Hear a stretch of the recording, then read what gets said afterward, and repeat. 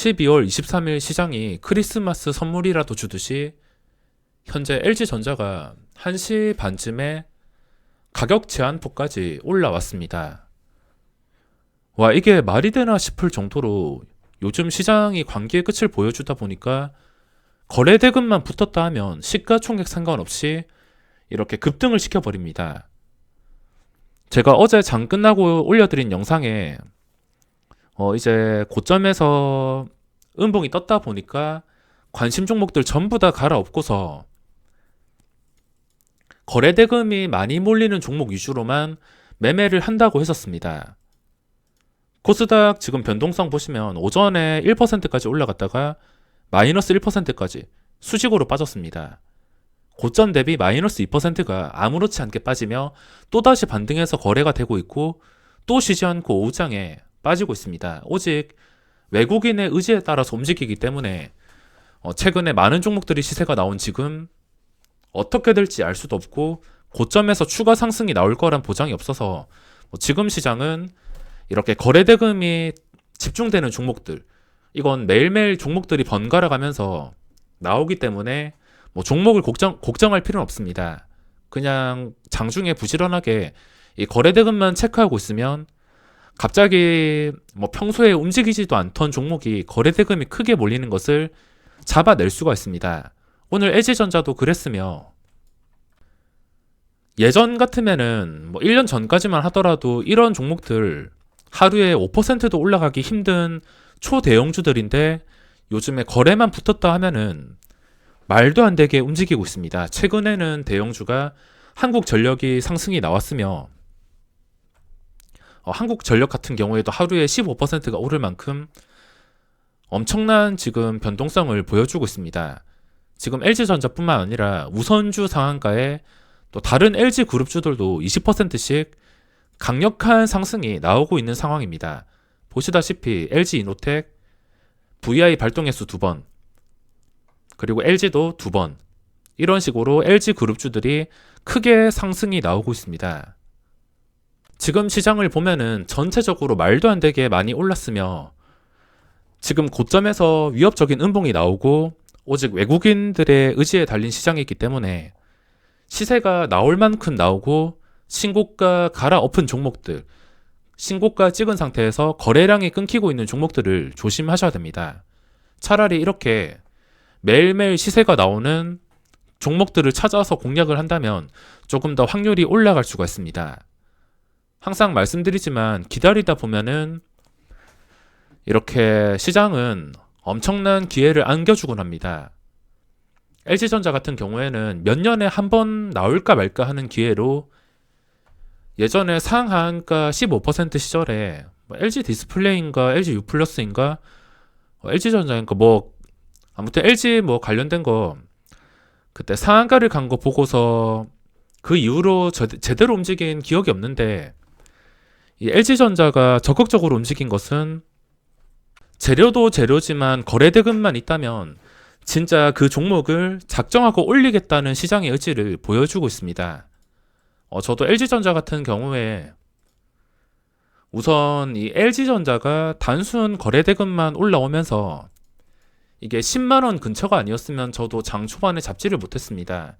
이게 엄청난 기회이긴 했지만 당연히 이 구간에서 상한가까지 갈 줄을 몰랐습니다. 상한가까지 갈 줄 모르고 당연히 매매 금액은 평소에 매매하는 4,400만원 이걸로 찔러 넣었다가 일단 한번 발라먹고 나서 주가가 떨어지지 않아서 마지막에 부랴부랴 잡았습니다. 그 전까지는 또 속임수인가 싶어서 의심이 많아가지고 당연히 적극적으로 진입을 못했는데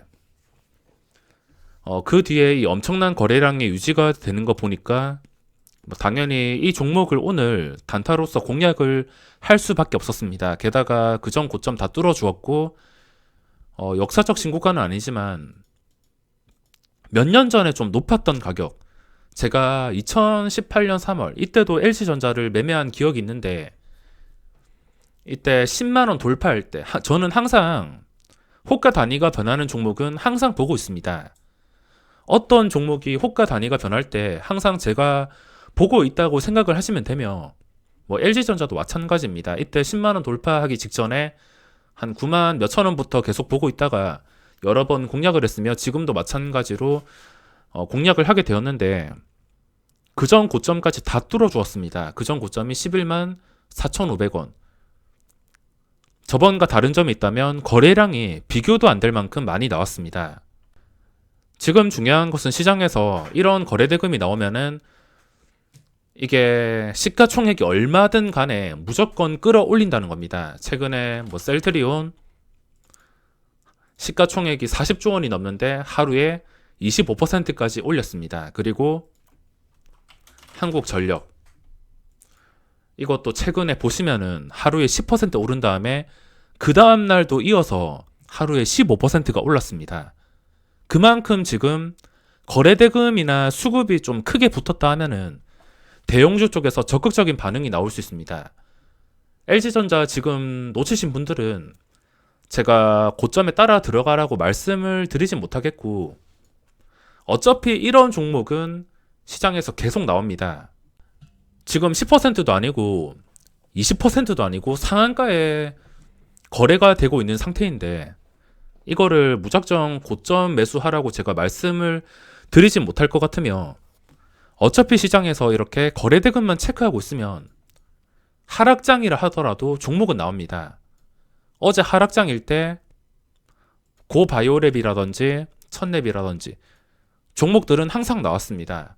오늘 결과가 좋지 않긴 한데 시장은 번갈아 가면서 이런 식으로 거래대금이 나올 수밖에 없다는 것을 알아두신다면 지금 LG전자를 보유하지 않았어도 뭐 여기서 수익을 못 낸다 하더라도 어차피 기회는 찾아올 수밖에 없습니다. 그리고 지금 중요한 점은 장중에 수급 체크는 필수인 것 같습니다.